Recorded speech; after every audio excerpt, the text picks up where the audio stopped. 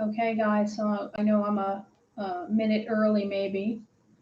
Um, just making sure you can hear me and making sure you can see what's on the screen.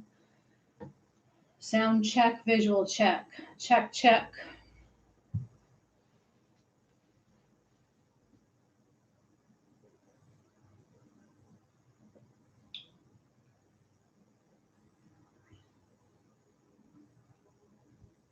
So I'm just going to wait a minute until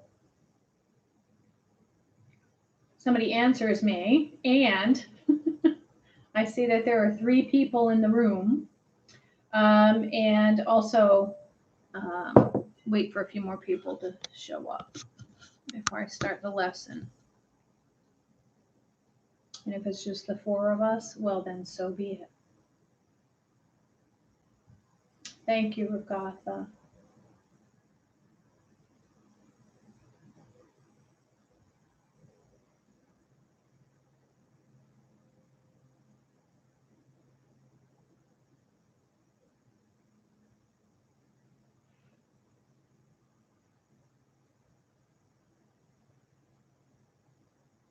Okay, well, it's 9:01, so I'm just going to get going with the live stream. And, you can watch it later if you need to. Okay, so what we're going to do today is we're going to review slope fields and their graphs. We're going to review separable differential equations. And then the new thing is Euler's method. And so the objectives are here. You're going to graph slope fields by hand and using your calculator. You're going to find the general and exact solutions for differential equations, and then you're going to approximate difficult differential equations, meaning differential equations that you have no idea how to solve, or maybe you don't even want to solve them, using Euler's method, because AP is definitely going to give you a problem where you're going to have to use Euler's method. So let's begin.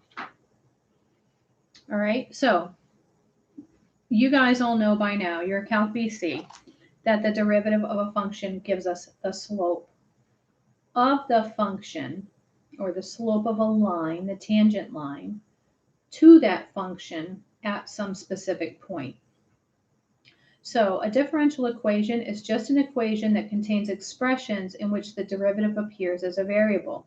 So some examples that we had gone over previously when we were in class together are, say, y prime equals to x squared, or y prime equals to y, and so forth. Okay, what we want to look at is what is the relationship between the differential equation and the slope field. So we're going to get there in a few minutes. Okay, so when you're dealing with differential equations, what you're trying to find is the function whose derivative appears in the equation. So here's a simple example. I use this same example with the AB kids, and they're just learning it. So we have y prime is equal to x cubed. Okay, so remember, we want to rewrite this notation to dy dx. So no difference here, still equals to x cubed, but just keeping in mind, so you don't have to write this. You don't even have to change that unless you're solving the differential equation. But just keep in mind that the slope of the tangent line, or the slope at some point to this curve, is x cubed. So we're seeking the function whose slope at any point in the plane is equal to x cubed at that point.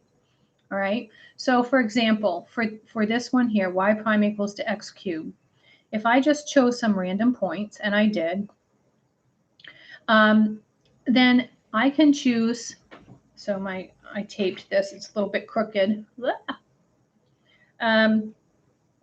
I chose some random points, and I'm plugging them in for x, okay?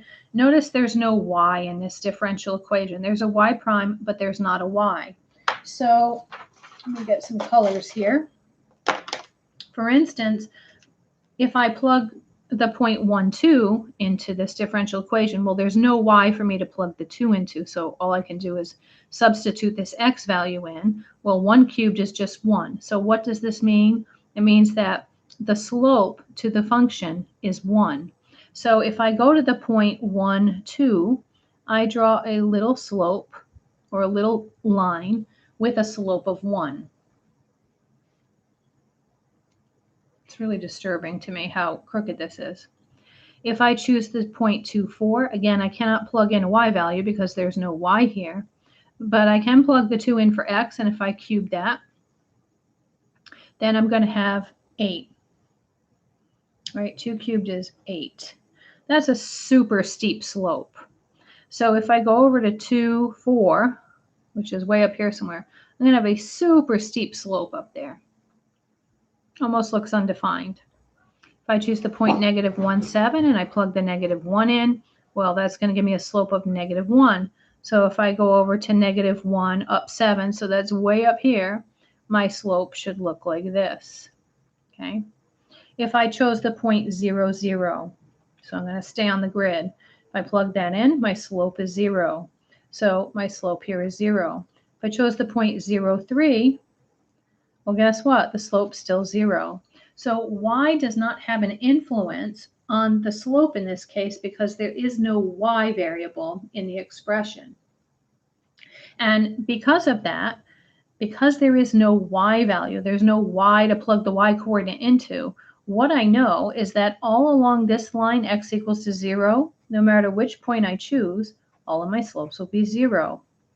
And if I choose this line, x equals to 1, if I look at all those points that make up this line, x equals to 1, guess what? I don't have to think about it. If the slope is 1 for one of them, then it's going to be 1 for all of them. And again, this is just because I don't have a y coordinate.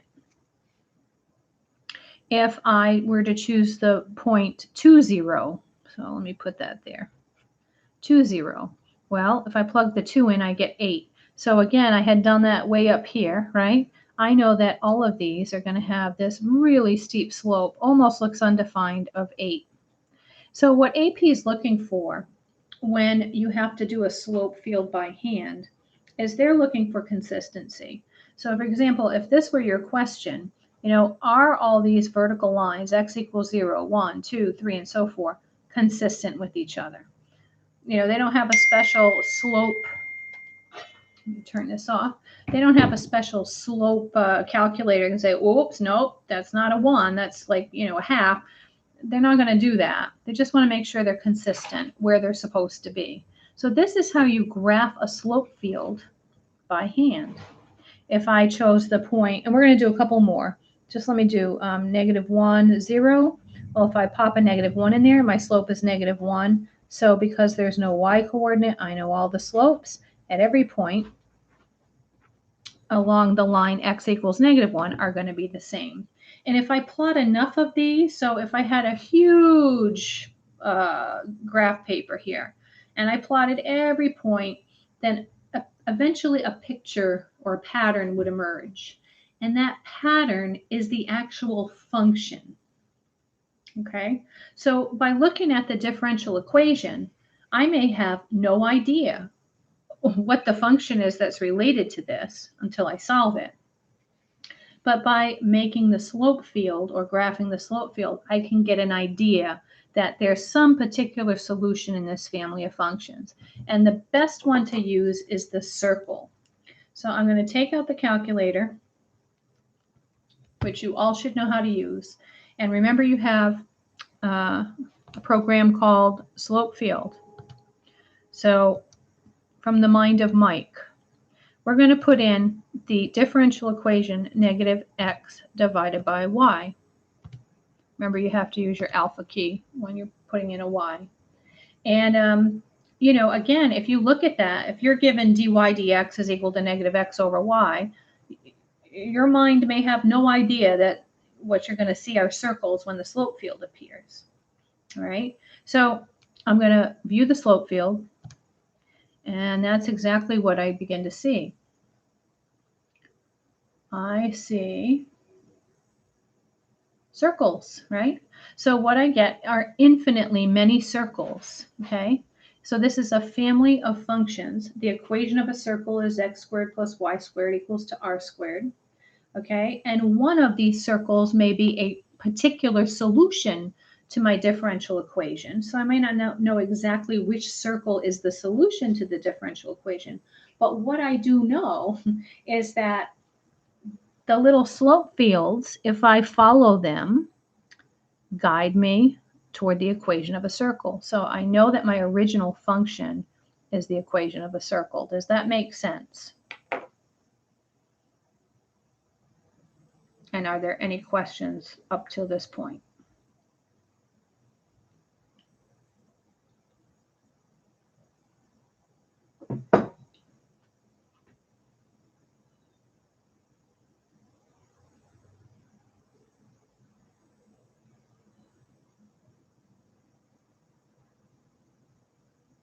Anybody?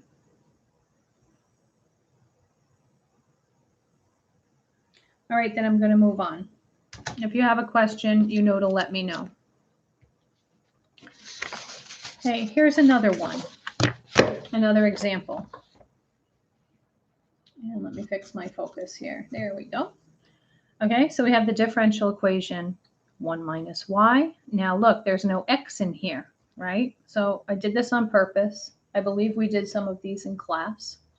So again, you know, I've got all these points to choose. I can choose points out here, up there, anywhere. Remember, this plane is infinite in both directions. But maybe I'm going to choose the point 0, 0.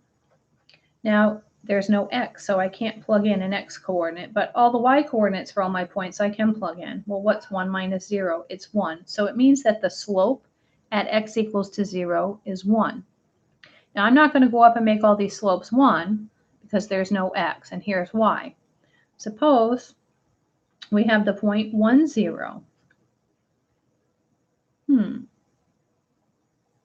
Well, if I use the point 1, 0, then my slope is also 1. Let me choose the point 0, 1. If I plug the 1 in for y, I get 1 minus 1, or 0. So my slope here along this line is 0. What do you suppose it's going to be here? Well, it's going to be the same. If I plug in the point 1, 1, again, I'm plugging in the y coordinate here. I get 1 minus 1 is 0. So, again, I'm going to do this. So I'm doing this horizontally on the lines y equals to 0, y equals to 1, okay, and so forth. And the reason is that when you have no y, like the last problem, in the differential equation, then vertically your slopes are going to be the same. When you don't have an x in the differential equation, then horizontally your slopes are going to be the same. And that's nice and quick, because if AP asks you, hey, you know, on an FRQ, go ahead and graph this slope field. Well, if you don't have an x or you don't have a y, then you can fill them in really, really quickly. Let's try the point 0, 2. Well, now I'm plugging a 2 in for y. We get 1 minus 2 is negative 1, so my slope here is negative 1. Just to be on the safe side, maybe I'll test the point 1, 2. That's this point right here. Again, I have 1 minus 2. My slope is negative 1. So rest assured, I can just kind of go all the way through like this with a slope of negative 1. And again, if I do enough of these, a pattern will emerge. And these slopes, remember, ride along the curve. So anytime you have, you know, some random curve, maybe this function here, and you draw little tangent lines to any point along this curve, these little tiny tangent lines, they take on different slopes at different points. Okay, and that's what you're doing. So if you have enough of these little slope directed line segments, they're actually little vectors, then what happens is that you start to see the pattern of the actual function emerge. Is that okay? One more, where we have both variables. So now we have an x and a y in our differential equation. So let's start with the point 0, 0. If I plug a 0 in for x and a 0 in for y, my slope is 0. Try the point 0, 1. If I plug in a 0 for x and a 1 for y, my slope is negative 1. If I do 0, 2, well, then I'm going to have 0 minus 2, which is a slope of negative 2. So all I need to do is make my slope look a little steeper than the one before it when that happens. So when I have x and y in the mix, my little slopes are going to be all over the place. Okay, and it would take many, many of these in order for you to see a pattern emerge. Maybe if I tried 1, 0, then I'd have 1 minus 0. That would be a slope of 1. If I tried the point 1, 1, I'd have 1 minus 1, so my slope here would be 0. If I did 1, 2, it'd be 1 minus 2, or my slope would be negative 1 here. If I did 2, 0, then I'd have 2 minus 0, so my slope here would be 2. I'm just going to make my slope of 2 look a little bit steeper than the slope of 1. That's all AP requires. If I do 2, 1, then I have 2 minus 1. My slope becomes a 1 here. Okay, so anyway, I think it's safe to say by now you should be able to graph these by hand. If there are any questions, please let me know. Okay, so AP requires you to draw these, okay, by hand in an FRQ. And again, on multiple choice, which you're not going to have this year. You're only going to have FRQ, but on multiple choice, you know, oftentimes you get to use the calculator to help you. Probably on the FRQ, I don't know if it's going to be calculator or not. Again, I keep checking the AP site for updates. There have been no new updates, so I'm not sure if you're going to get to use a calculator or not on this exam. But you need to know how to do it both ways. So just be aware of that, and you'll get some practice today in WebAssign. Okay, so to the differential equations. Those are just equations that have derivatives in it, right? And what we're going to need to find is the general solution, which, you know, like with the circle graphs, gives you or yields a family of solutions, right? This gives you a family of solutions. Or an exact solution. And in order to get the exact solution, they're going to give you an initial condition. They're going to give it to you, so you'll get the initial condition. And the steps are really easy. You're going to rewrite y prime as dy dx. Okay, so you want that notation. You're going to separate the variables, meaning you're going to put the y dy's on one side and the x dx's on the other side. Then you're going to integrate both sides. Remember that you're only going to put plus c on the right-hand side. And then you're going to solve for y. The idea is to always solve for y. So let's look at an example. Y prime is equal to negative 2xy. I'm going to change the notation step 1 from y prime to dy dx.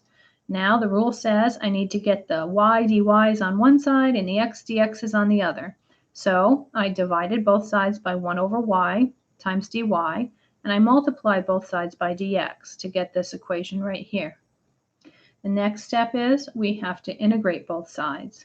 So if I integrate 1 over y dy, I get, so forget about these e's here for a second, I get the natural log of y, absolute value of y.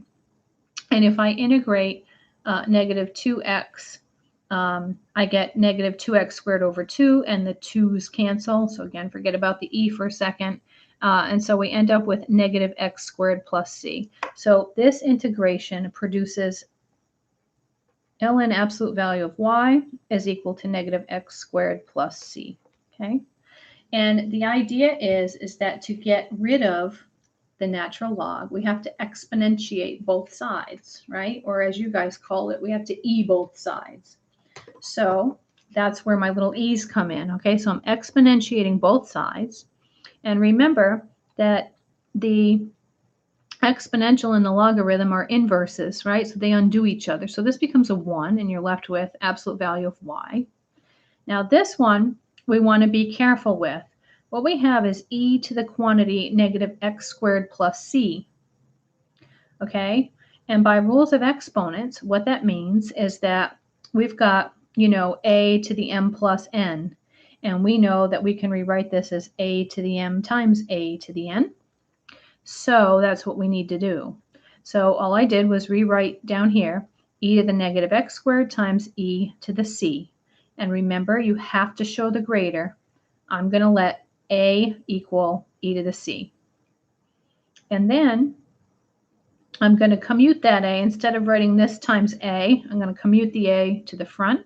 So we have y is equal to a e to the negative x squared.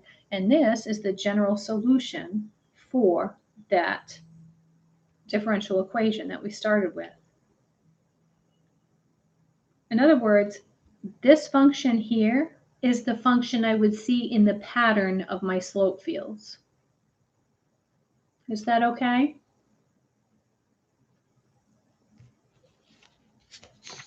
Let's do another one.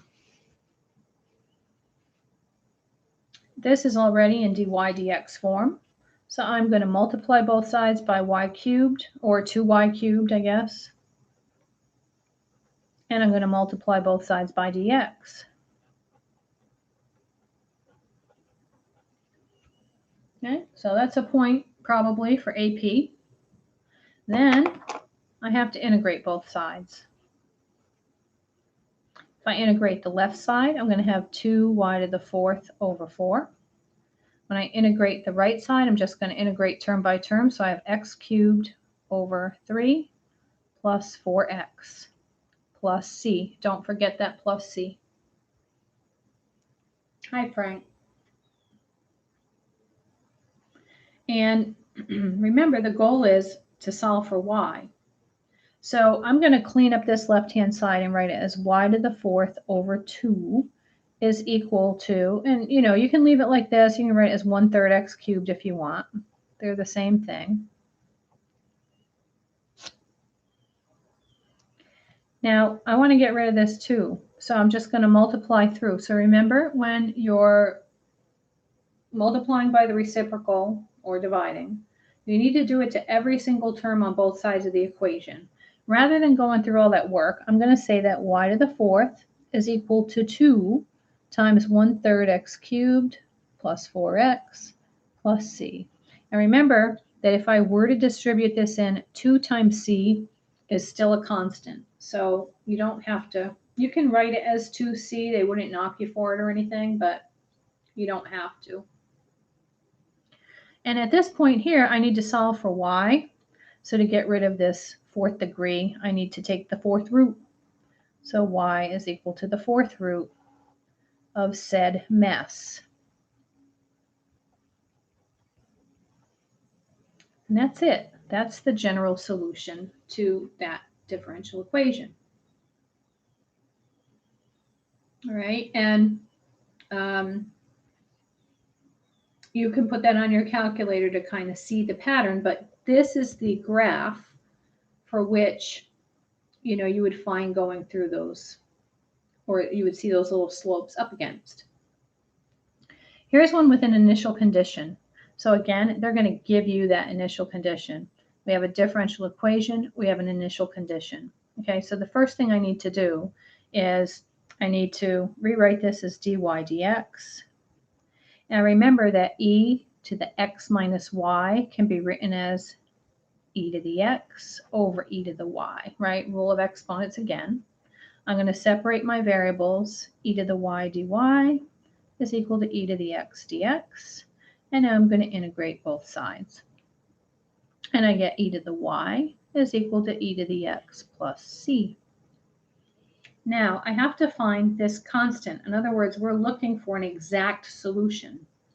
So in order to do that, I'm going to employ my initial condition.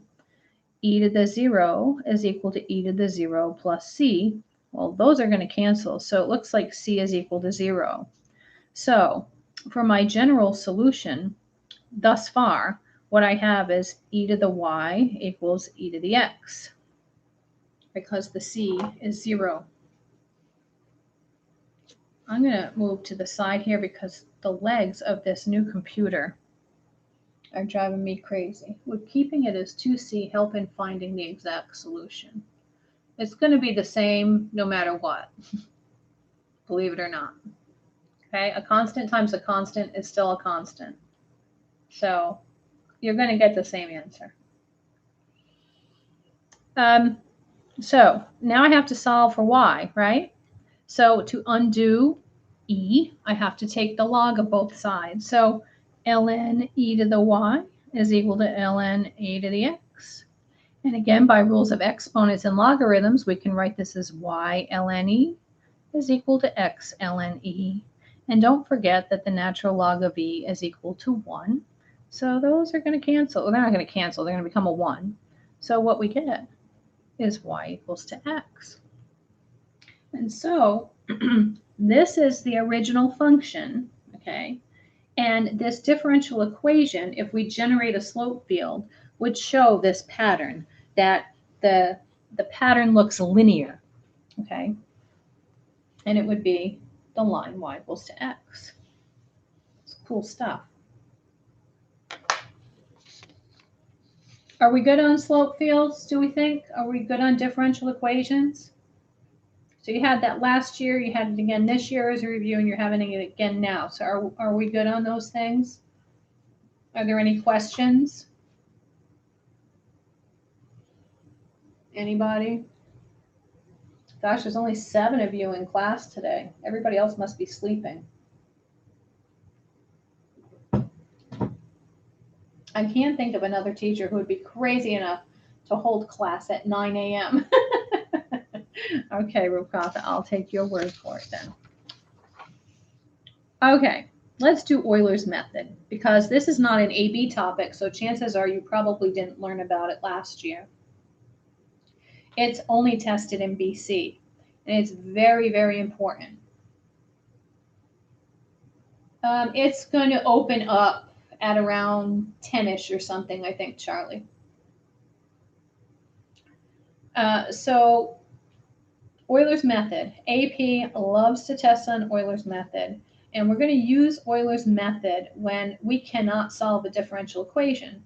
So believe it or not, this separation of variables, the type of differential equations you're working with, are the very, very basic.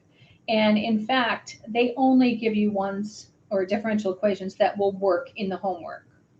Because most differential equations is very difficult to find a solution for. There are many different types, or impossible in some cases. So when that happens, we need a way to try and approximate. And so Euler's method is just a method that we're going to use to approximate a solution to the differential equation. Okay, the idea is local linearization. So if you remember that from last year, you would, so let me get my calculator here. Let me just clear out this circle. Here we go. Oops. Okay, so if you remember last year, you learned about local linearity or local linearization. And you could take some function x squared and graph it. Oh, can't get rid of the slope field. Let's see. Clear drawing. Clear. Second draw, clear it. There we go. Okay. So you could graph a function. So this is just x squared. And, maybe we would want to know the slope of the line at x equals to 1. Okay. So I don't know. I remember most of you said you didn't use a calculator at all last year. But there's a program called Slope. And it's in the book. You would have to program your calculator yourself. And if you send me, a note that you want that program, I'll be more than happy to send it to you or direct you to it. But anyway, what we can do is we can use the program Slope or trace to that point and keep zooming in until our graph looks like a straight line at that point. So remember, when we're zooming in, we're like really, really, really close to the point, right? So I might say, at x equals to 1, I might want to trace at x equals to 1 and hit enter. So there's my cursor. And, if I start zooming in, well, it still looks like a curve. If I zoom in again, and if I zoom in again, so usually it's 3 to 4 times. Now I look like I have a straight line. So remember, like, this whole thing is the point, x equals to 1. I'm super zoomed in. And if I could just find the slope of that line, that would be equivalent to the slope of a tangent line. So that's local linearization in a nutshell. And there is a program Slope. And when you turn that on, you move a little to the left of your point and press enter, and you move to some other place and press enter. And then it gives you the slope. So the slope of that line is 2. Now, you could figure that out real easily because you could just take the derivative of x squared and you get 2x. When you plug the 1 in, you get the slope of 2. So you can do it algebraically. You can do it using your calculator, all right? But unfortunately, the equations we're working with are not going to be that simple. So the idea is we're going to use local linearization. And if you need to review that, that was way back in section 2.2, okay? And the other important thing about Euler's method is it uses increments. So we take these little steps, which are called increments, to get from one point to the next. Okay, so again, AP requires this, so you need to know what to do. Now, this part of the lesson, I mean, you should know where it comes from. It comes from the difference quotient. But you don't have to so much as, you don't have to worry about like deriving this or anything like that. I just wanted to show you that by definition, the derivative of a function is equal to the limit, right, of the difference quotient. And remember, you use h, right, as h approaches 0. And so what we can say is that this derivative is approximately equal to f, because the limiting factor is going to collapse the interval. So it's approximately equal to f of x plus h minus f of x all over h, right? So if I just change notation a little bit, and I did this because, number one, the formula for Euler's method is in this form, and number two, in college level mathematics, we don't play around with, oh, we're going to call it h because the children can't learn it. Yes, you can learn it, and we call h delta x. So I'm going to say let h equal to delta x, let x equal to x naught, and let f of x equal to y of x.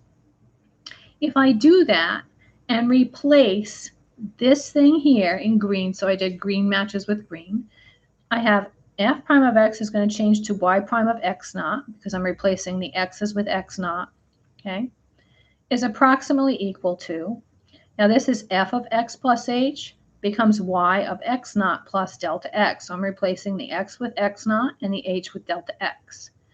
We're replacing f of x with y of x, so I replaced that, and of course I replaced h with delta x. So this is not a division bar, I just used green and green to show you that I'm substituting these expressions into that difference quotient. Now, if I multiply both sides by delta x, I get y prime x naught times delta x is equal to y times x naught plus delta x minus y of x. Right? And furthermore, if I move this little piece, y of x, over by adding, then what I get is this equation here. And if I flip it around, I get the equation of a line, right? I mean, if you think about this, this is the equation, you know, y minus y naught is equal to, this is my slope, m times, this is going to be x minus x naught. So this is the general formula for Euler's method, with all of its lovely symbols and everything. Okay, so anyway, rather than that, I wanted to give you the formula, show you how it's derived, and I want you to know the following. Whenever you have to perform iterations with Euler's method, they're going to give you the following information. They're going to give you an initial condition. They're going to give you the step size. They have to, or they may call it the increment, but generally they call it the step size. And they're going to give you the differential equation, which is just the slope, right? So what you're going to have to do, and this is the tedious part, and Euler's method is tedious, but it's not bad once you get the hang of it. So once you know the how to set up the table, it kind of goes pretty quickly after you do the first two computations of each iteration. So you're going to have to create a table of values in order to get that approximation. Now, I wanted to give you a geometric view of this. I have some function here, which is the exact solution curve to some differential equation. And I have a tangent line at this point right here, and I'm calling the point x naught, y naught. Okay?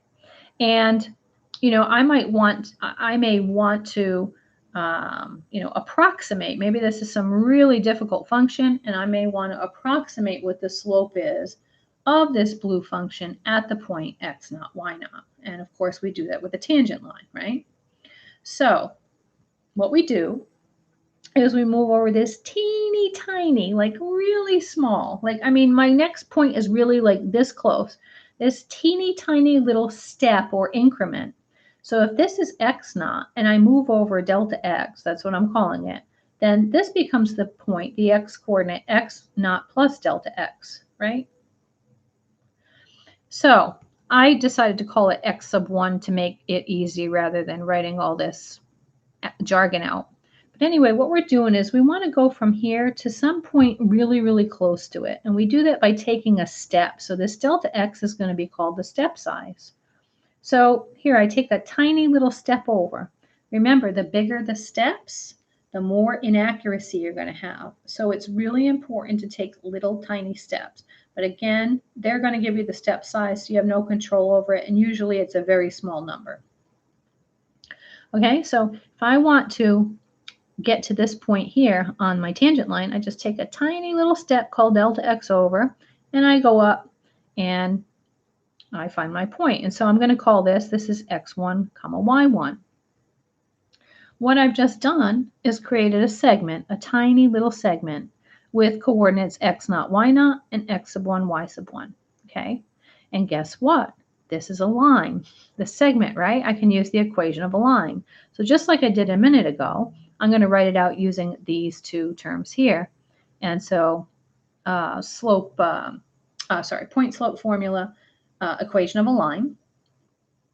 Now, the other thing you need to know is that the derivative or the differential equation, this notation here just means that this is the slope of some function that contains x and y. That's all that means, okay?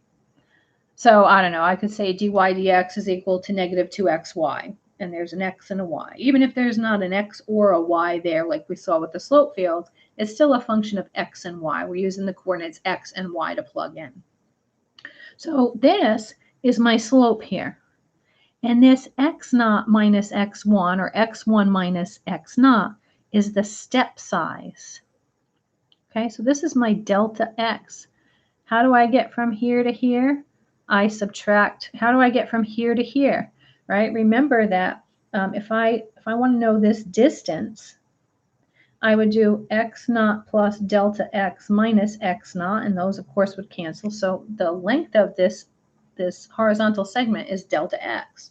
So this is your step size. This is your slope. Okay.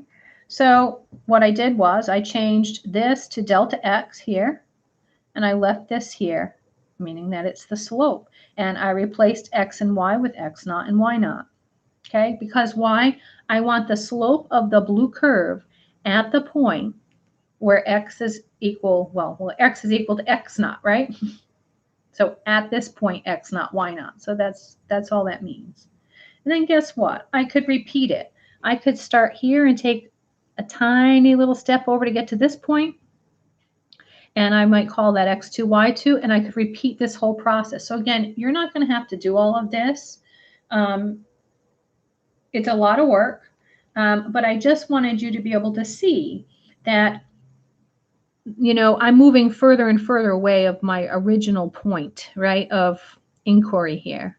And as I do, I'm going to become, well, if my step sizes are big, they're going to be inaccurate. But the further we move away along that tangent line from the point in question, the more inaccurate our answer is going to be. So we want to be really, really close. We want these like little teeny tiny step sizes. Okay. Anyway, neither here nor there. I just wanted to give you a visual representation. So let's look at a table that I already filled in. Hope I can, yeah, it fits. This is the table for Euler's method. Okay. And you need to know what's in these headings. Now, n is called the number of iterations.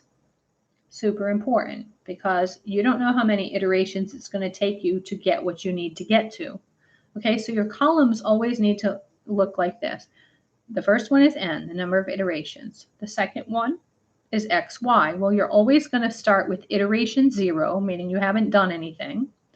you're always going to start with the initial condition. So up here I put an example. My differential equation is x plus y. F of 2 is 0. That's an initial condition. My step size is 0.2, and what we're trying to find is f of 3. Okay? So, because, if I try to separate this and integrate, I can't separate it. I mean, I can subtract y from both sides. I'm going to have a big mess. It's going to be not that easy. So this differential equation is not that difficult, but it's pretty difficult to separate and integrate easily like the rest of them that we've done. So what you're going to do is you're going to start with your initial condition. You're going to put your differential equation in the third column, okay? And delta x goes in the fourth. Now, delta x, you can just, right, fill it all in because the step size will always be the same. In the fifth column, we've got delta y. And what I want you to know is delta y is the product of your derivative or your differential equation times delta x. And you'll see that as we go along, as we iterate, okay? And then what's going to happen is at the end, once you've done all this work, you're going to get a new point, okay? You took a little tiny step to the next point on your line, right? This is that new point. And we call it x plus delta x, comma, y plus delta y. So let's do this example. As you can see, I entered a 0 for my 0th iteration, and I put my initial point, 2, 0. If x is 2, y is 0.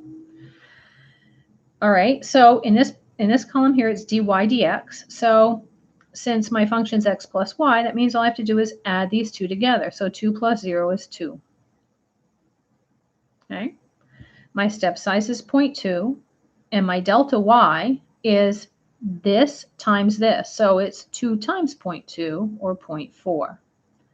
So to get my point, my ending point here, after I took my step, it's x plus delta x. So 2 plus 0.2 is 2.2, and y plus delta y.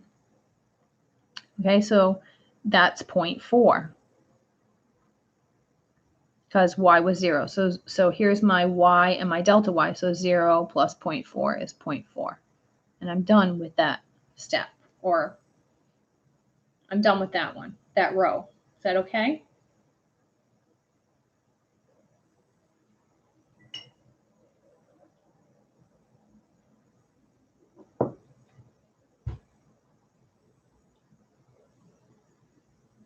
Okay, then I'm going to move on. Remember, the crystal ball, it's at school now. I used to say the crystal ball is at home. Thanks, Rukatha. Okay, so now I'm going to start my first iteration. So I'm going to put iteration 1. And you notice I'm going to take this point here and I'm going to bring it down here. So I took a step and now I'm starting at this point. Okay, and I'm going to repeat the process. Okay, dy dx, I just add x plus y because that's my differential. So if I add those two coordinates together, I get 2.6. To find delta y, I multiply 2.6 times 0.2 to get 0.52. And to find my ending point, or the coordinates of my ending point after I took my step, all I have to do is add x and delta x together. So that's 2.4 plus, 2.2 plus 0.2, which is 2.4. And then to find the y coordinate, it's y, which is 0.4, plus delta y, 0.52, gives me 0.92. I'm done. Now look, how do I know when I find f of 3? Well, when I get a 3 as an x coordinate in one of these pairs, then I'll know when to stop, okay? So we're going to the second iteration, so I'm going to put a 2 in. I'm taking this point here and rewriting it here because this becomes my new starting point, and now I'm going to take a little tiny step to the next point. All right, so again, I'm going to add these two to get dy dx, which is 3.32. Step size is the same. Sorry about the dog. To find delta y, I'm going to multiply dy dx. I'm going to multiply the 3.32 times the step size to get 0.664. And now I can find the coordinates of my ending point. So again, it's x plus delta x. So it's 2.4 plus 0.2 is 2.6. And to find the y coordinate, it's y plus delta y. So 0.92 plus 0.664 is going to give me 1.584. I still don't have a 3 there, so I got to iterate again. Here's the third one. Bring the point down and repeat the process again, okay, to get to the next point. And then I have to do it, so I'm not going to go through all this. I think you guys can figure out what that is. And then I do the fourth iteration, bring down that point, compute everything, and lo and behold, finally, I get x equals to 3. Well, what is f of 3? F of 3 is 3.46496. That's Euler's method. This is the table AP wants to see. I'm not joking. So you need to remember, you need to memorize these columns, okay, what they mean. And I mean, from there, if you have it there in front of you, if you can memorize that, then the rest is really easy. It's just arithmetic computation. So here's a note, or a couple of notes. It took me 4 iterations to find f of 3. And by the way, AP is not going to make you do, 22 iterations. It's going to be, 4 to 6 maybe. Generally, that's what I find. Okay, your y value is always the answer. They're asking you to find f of something, f of some x value, so the y value is the answer. Again, the error is going to increase as we move away from the initial point. So remember, the initial point was here, okay, and we ended up here. So we're not too far away. We're 1 unit away from the original x coordinate. But, if my step size were a 2 instead of a 0.2, then I would have huge error, okay? So the larger that step size, the larger the delta x is, the larger the error will be. Any questions?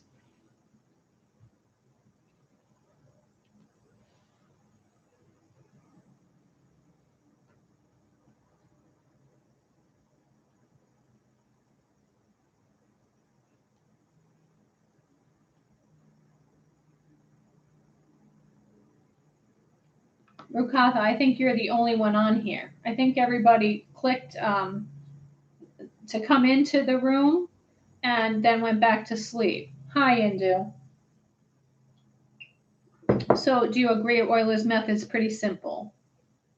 Why is this 4 iterations and not 5? Because you don't count the 0th iteration as an iteration.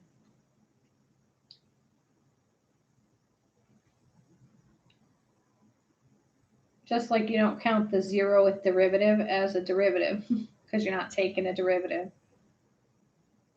So while I am getting to that next little point there, I'm taking that little step to get to the next point. We've stopped at this point. If I want to continue on, then I begin my iteration. So the 0th one just isn't included or isn't counted as 1. Capiche? Let's do one more, and then I'll stop so you can go to WebAssign. And by the way, I didn't ask you because I was waiting for more kids to come in, and as of right now, we have 8.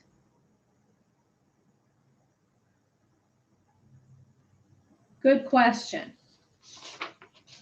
So, if each iteration is 2, yeah, a distance of 1.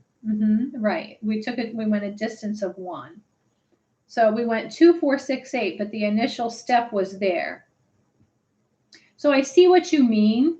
I'll give you I'll make some little side notes about this for you, but technically speaking, what you're saying is correct. But the 0th iteration is not technically counted as an iteration. But I know what you mean. So I'll make a little side video and I'll show you some other things on that. All right, here's one more. Oh, I didn't ask you, were there problems with the homework? So I got a few emails from you. Some of you, not all of you. Some of you got hundreds. You did really good. Some of you haven't even looked at it yet. And I'm very concerned about those students who haven't even looked at it, haven't even gone into WebAssign yet. So if you know anybody who hasn't, you better tell them to contact me. All right? So we can get this straightened out.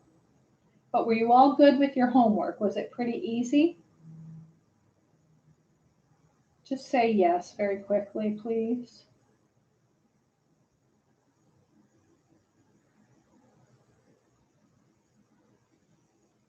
Anybody? You have a question about homework or a question about what we talked about?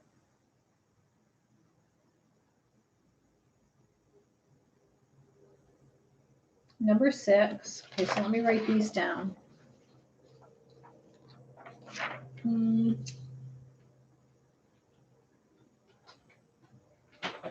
So Frank, what was your question, Frank?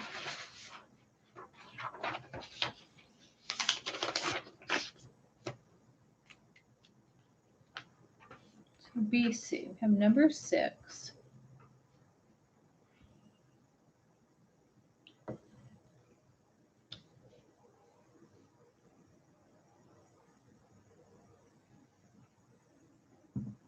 Homework. Can you tell me the homework, the problem number, Frank?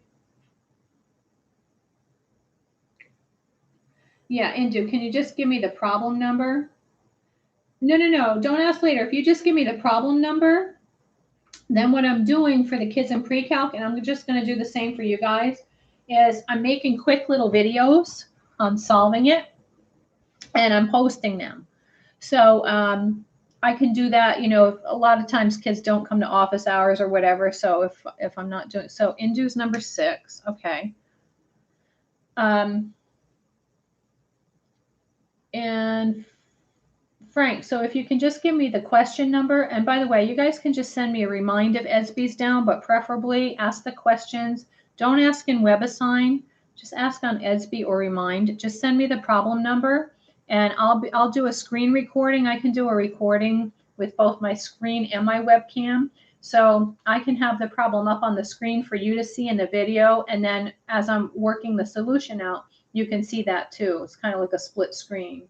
So that only takes me a few minutes to solve something like that. So they're quick little videos, and we can kind of keep those in a library, so that way any students can reference them if they need to. So Frank, you want to put a problem number down, or you want to just email it to me, or not email it, but EDSB, message me through EDSB?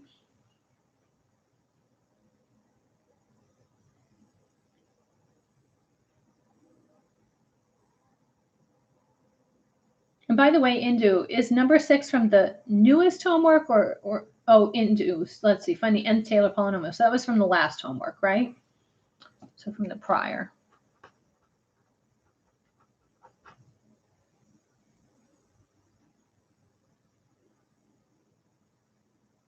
I think Frank went back to bed. I think he fell back to sleep. So, well, let me get back into the assignment. But the question was, all right, let me see. So 5x minus 3 divided by 1 plus x. So like this, Frank?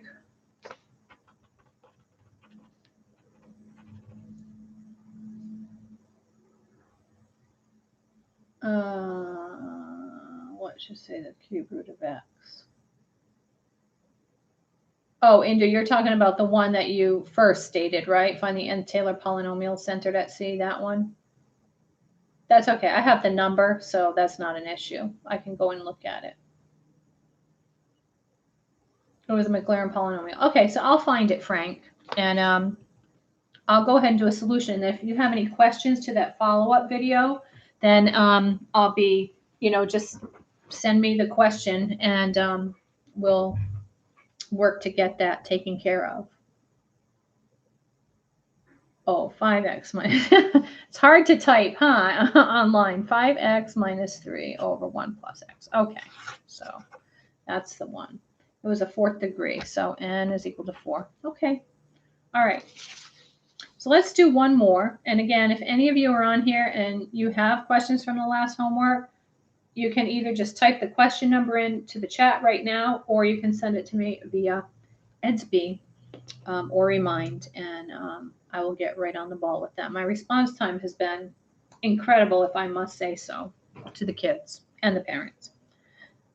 All right, so here's one more before I close out, and then I'll stop and let you practice on WebAssign.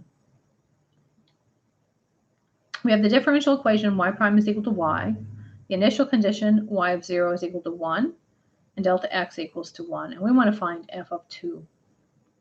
So again, I make my table, I fill it in, right? And I'm starting with my 0th iteration. So I put that there, I put my initial point there. And of course, you know, my differential equation now, it is a function in terms of x and y because it's dy dx. It's just not an x there, so don't let that throw you. Taking 4 derivatives was difficult. Yeah, welcome to Calculus BC. I'll do a video on it. I love working with Taylor polynomials, even when they're very challenging, so I'll have fun doing it. Fear not, Frank. You'll be good. So I have my initial point here. Dy dx is just equal to y. So, you know, all I can do is plug in 1 for the y. So that's what dy dx is. That's the slope. My step size here is 1. That's what they gave me. So it's 1 all the way down the line. And my delta y is dy dx times delta x, right? So it's 1 times 1, or 1. So the point that I arrived at when I took my step is the point 1, 2, right? So again, we would start our first iteration, bring down the point 1, 2, and we repeat the process. So dy dx at this point now is just the y coordinate, so it's 2. Delta y is dy dx times delta x, so it's 2. And now my new arrival point is going to be x plus delta x. So that's 1 plus 1 is 2. And y plus delta y would be 2 plus 2 is 4. Okay, what am I going to do? Well, I need to find f prime of 2. Oh, f prime of 2. Am I done? I'm done. Cool beans, right? So I only needed to repeat this process once, or one iteration. And I have f of 2. And f of 2, sorry about the dog. She hates the mailman, and the mailman's driving up the street. So f of 2 is equal to 4. Is that okay with you guys? Can you handle that?